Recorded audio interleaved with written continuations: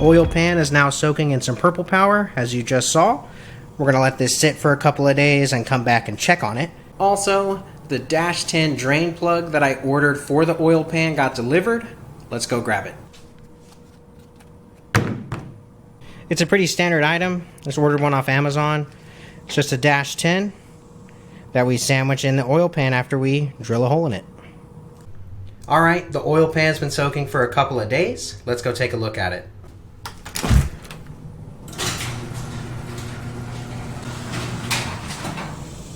Okay, I just pulled it out, gave it a quick little dry, and here's what it looks like. It's definitely a ton better than it was.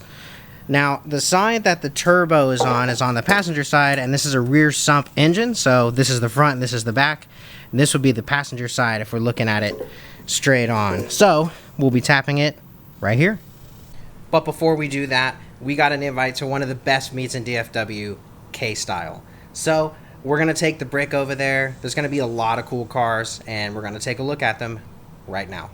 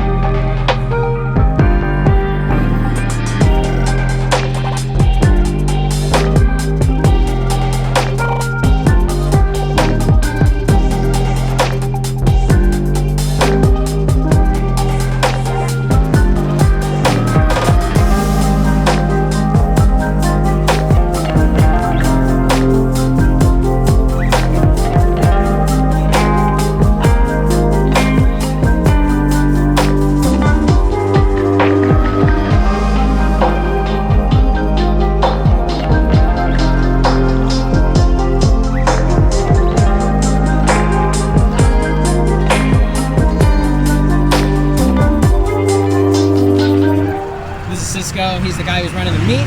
Super chill dude, but besides meets, they also have their own garage. Can you tell me about that real fast? Yeah, we really opened up our own garage just to kind of influence the stand scene, trying to help people with basic stuff, mainly like camber and suspension, trying to make sure everybody gets the height that they want to, and honestly the specs that they want to, because we love our good fitment on our cars, right? This is Cisco's car. Showed it earlier. This thing is wild. And yeah, we love to host these meets. It's not really my meet, it's everybody's meet. We kind of like to bring everybody together. I love everybody, you know, having a good time and just smiling and talking, no revving, anything. Just nothing but cool cars, cool people. Yeah. That's like the one thing I really like about his meets is he doesn't tolerate BS, and that's like the number one thing that keeps all of these cool cars outside of nice meets.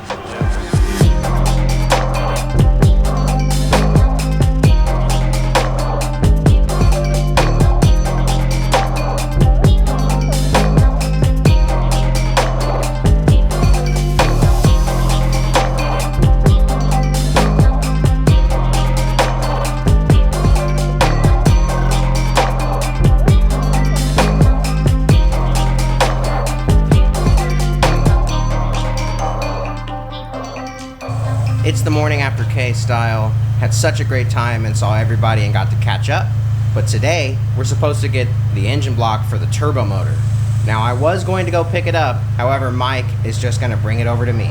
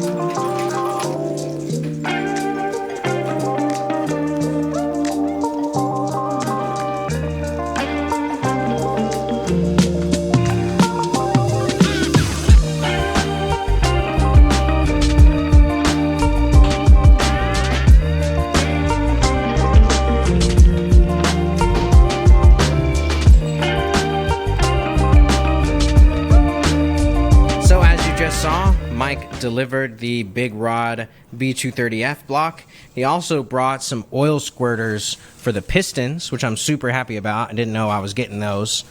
We'll just be able to put those on the underside once we take the pan off, but he was saying that this pan's no good because it was a junkyard pan. This will be why.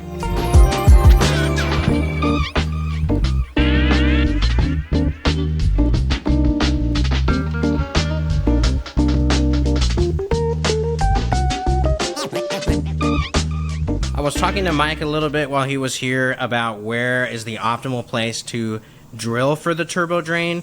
I was planning to do it here, but he recommends right up here on the other side of the oil baffle, and just to cut this little section out so that the bung can sandwich flat to the outside. It's a little bit later in the day, and I did forget to mention that this is going to be a completely stock motor, down to stock head studs and stock seals. These motors are capable of about 400-ish horsepower with completely stock hardware with a decent sized turbo. That's around what I'm going to be doing with this thing. You can get to about 450 when you have oil squirters, but I just want to get to a comfortable 300-ish. That would make me really happy at the current time. It's the next day. In order for the block to be ready to accept the oil pan once we tap it, we're going to throw the oil squirters in. So as you can see right here, this is the underside of the red block, and this is the location for the oil squirters. This is a later model block, which gives you the ability to have oil squirters. I'm super happy to have it, like I mentioned earlier. You can get the oil squirters in while the crankshaft is bolted down. It just takes a little bit of finagling. I got this first one in so you can see where it goes and just got it hand tight.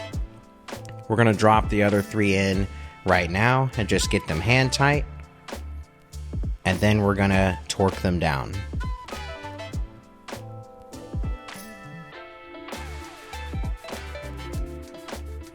Torque specs are about 20 foot-pounds, which is what I put them to, and I'm dropping the spare oil pan onto it just so I can flip the engine over and make sure nothing gets inside of the crankcase. Now we're going to tap the oil pan for the turbo drain. I'm just going to quickly measure where I need to drill my pilot hole. We're about 3/4 of an inch up from where it mates to the block. And now we're using a step bit to bore the hole out to an 11/16 hole. Just double checking that the bung fit. We're just going to quickly sand the inside of the edge and the outside of the hole that we cut.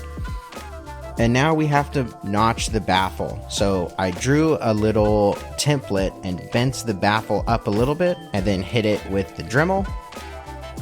Pretty straightforward. You just have to be careful, cut a little bit, peel it back, cut it some more. And then now you see I have the pan cut. It's not amazing, but we're gonna sand the edges. This should work fine. I don't see any issues. And then we just deburr the hole right before we sandwich the Dash 10 turbo drain into the pan. And we'll just quickly make it tight and make sure that it sits flat, which it does. And you can see it here.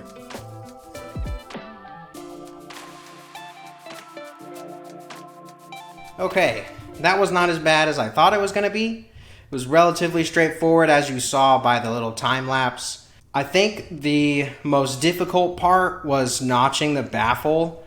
I'm not too great with the Dremel multi-tool, so it looks like it looks, but it's gonna function.